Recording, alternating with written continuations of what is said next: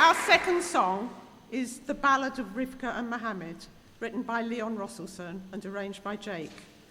It tells the story of two child victims of genocides, separated by time and geography, one in the Vilna ghetto in 1942 and the other on the beach in Gaza in 2014.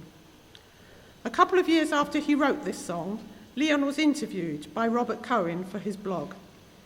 Cohen says, "Through his storytelling and songwriting, we see the two characters not as representatives of Jews or Palestinians, but as children, killed because of hatred, cruelty, and the ability of human beings to dehumanize each other."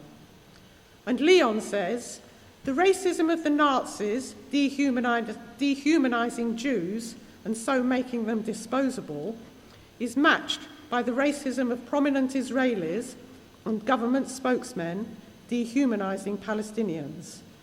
He goes on,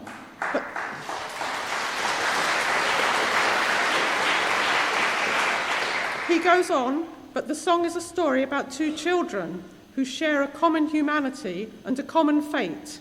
The key line for me is, "Then each took the hand of the other."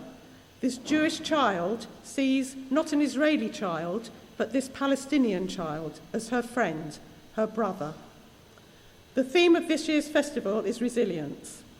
The fact that this song was written in 2014 and is still so horribly relevant today reminds us that the people of Gaza have had to show resilience, not just for the last couple of years, but for decades.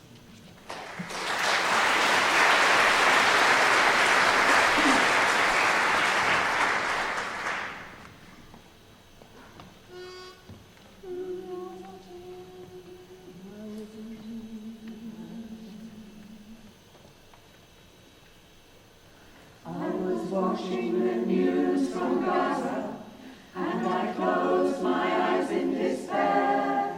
And when I awoke from my slumber, a young girl was standing there. She said, "My name is Rivka. They killed me because I'm a Jew.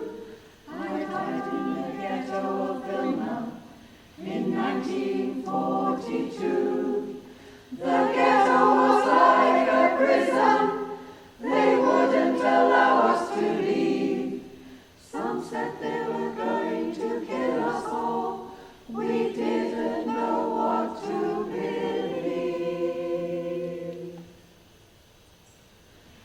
That day I wore my new red dress my bubbe had made for me. And in that crowded ghetto, it made me feel proud and free. I looked up at the soldier, I looked him in the eye. I forgot to bow my head down, and so I had to die. He smashed my head with his rifle because I was too bold. I was killed in the Vilna ghetto when I was 7 years old. And then out of the darkness, a young boy's gaze met mine. He said, "My name is Mohammed. My country is Palestine. I've lived all my life in Gaza, and the only time I feel free is when I go down to the harbor and feel the wind from the sea." That day I went with my cousins. We ran down to the beach to play, and a soldier fired a shell at me and blew my life away. They think they can crush our spirits. They want us to feel afraid, locked up in the prison of Gaza, the prison that they have made. To them our lives don't matter. They force us to live in a cage. I was killed on the beach in Gaza, at 11 years of age. They think that we don't deserve freedom or belong to the human race. Mohammed, my brother, said Rivka, this world is a cold, cold place. Mohammed, my friend, my brother, let us leave this world of war. Then each took the hand of the other, and then they were seen no more.